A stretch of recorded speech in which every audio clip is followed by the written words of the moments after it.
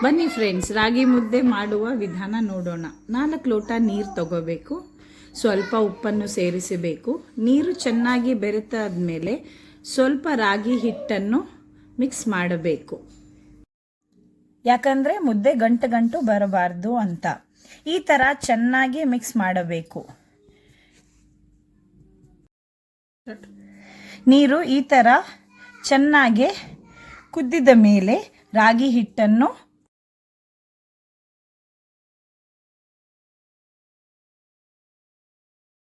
ರಾಗಿ ಹಿಟ್ಟನ್ನು 2 ಕಪ್ ಇಲ್ಲ 2 bowl add ಮಾಡಬೇಕು. ಅದು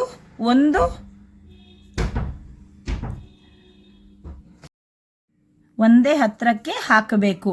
ಸೈಡಲ್ಲೆಲ್ಲ ಹಾಕಬೇಡಿ.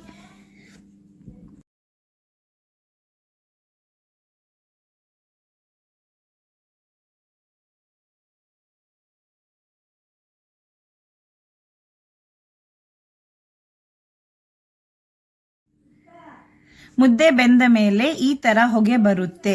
ಆಗ ಚೆನ್ನಾಗಿ ಮಿಕ್ಸ್ ಮಾಡಬೇಕು.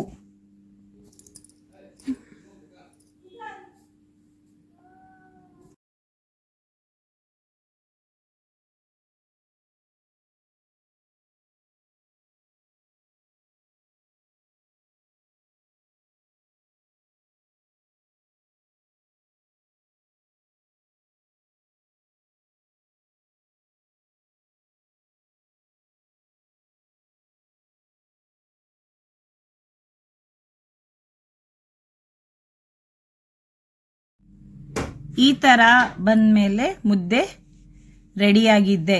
ಇವಾಗ ಮುದ್ದೆ ಕಟ್ಟಕ್ಕೆ ಸ್ಟಾರ್ಟ್ ಮಾಡೋಣ.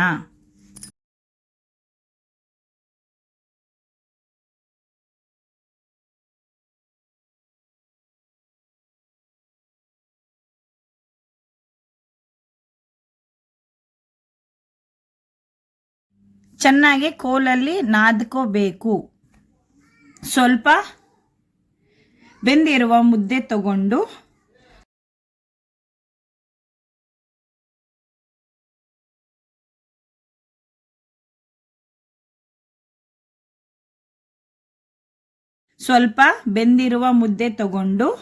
ಕೈಯನ್ನು ನೀರಲ್ಲಿ ಎದ್ದುಕೊಂಡು ಮುದ್ದೆಯನ್ನು ರೌಂಡ್ ಶೇಪ್ಗೆ ಕಟ್ಟಬೇಕು.